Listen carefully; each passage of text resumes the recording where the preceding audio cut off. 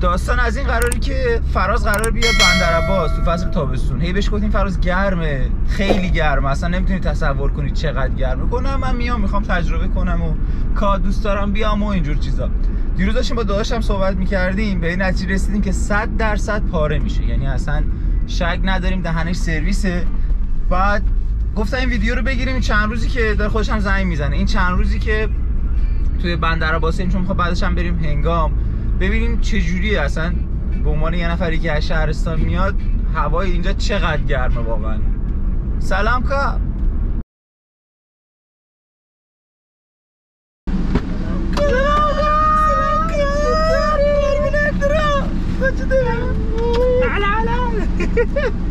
چه خبر؟ میبینم که بوی سیر هنوز هست. آفرین، یه اصالته. آفرین، یه نشونه است. سلام. دست دارم. همه الان چیه؟ هیچی. صحنه ورود بعداً قرار شکوه. فکر کنم شما دیوار میگرفتم ولی اشکال نداره.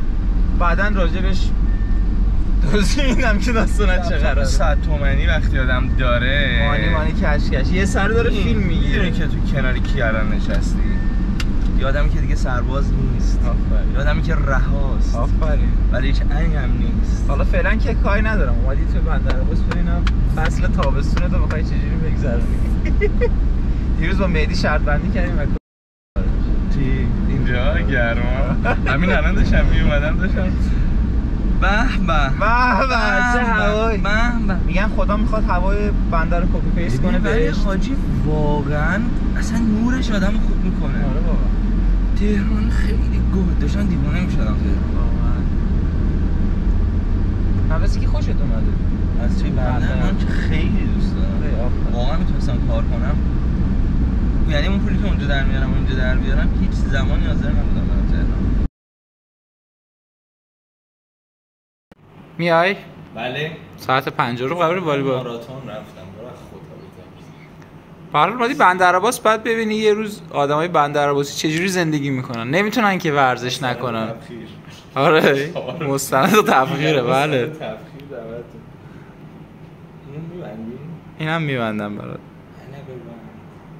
فراز بریم بابا میخوام ببینم. چیکار میکنی؟ بابا بابای من آقا ببینی. مادرش شاکرت هم عشقم مادرش دوست دارم.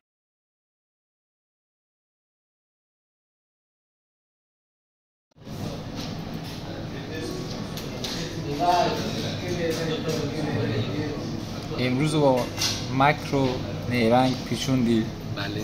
نه من برای عشق کار کردم. برای عشق و فراز هوای بندر فوق‌العاده است. مثلا امشب هوا 20 یه باد فوق‌العاده‌ای هم داره میاد. اینجا هم که زیر کولریم و چی بهتر از این یه تابستون خوب تو خرماپزون وسط بندرعباس.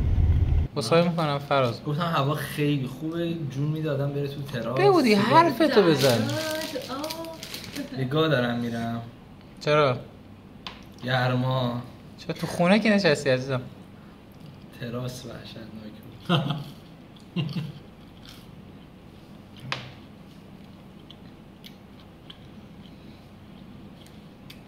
ساعت چطوری میخوای بریم هنگام؟ نایس. سوال قشنگی. ما هیچ ما نگاه. خیلی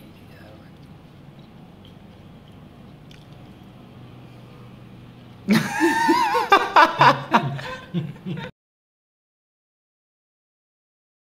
خب آقا فراز داریم میریم هنگام.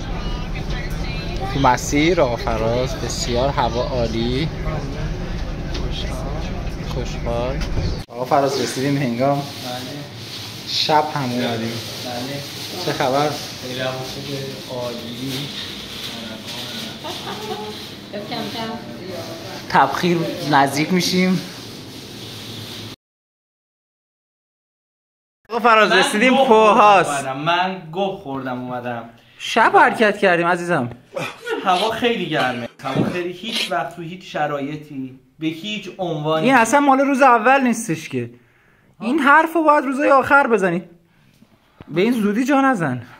هم دیدم. خدمت آقای توکلی عزیز هستیم.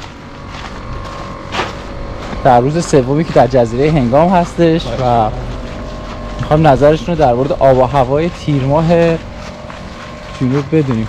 واقعا اونقدری که بزرگش میکنن محلی ها نیست.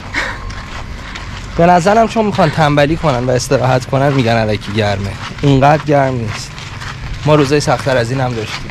تو تهران، تبریز، مسکو، همه جا گنده گوزی جوابه نه؟ بله. شما دیشب ساعت 12:30 شب ما یه فیلم ازتون داریم که توی حوض در حال خنک کردن پاهای خودتون هست. شرجی بندرعباس لذت می‌بردی رو میذارم و کلاسینو هم تک میکنم. رحمم تو بفهم با چه قهرمانی طرف. نه ولی واقعا خوب بود فراز. فکر نمی‌کردم دووم بیاره. مخنت بزنه نمی‌بودم. نه واقعا. ببین گاهی خیلی نه. با مهدی شرط بسته بودیم گفته بودیم حداقل یه سرم و بیمارستان هست. واقعا؟ آره. نه خوب بود.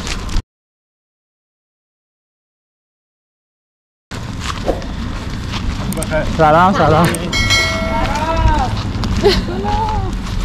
فراز فیمس شده ها قشنگ. نه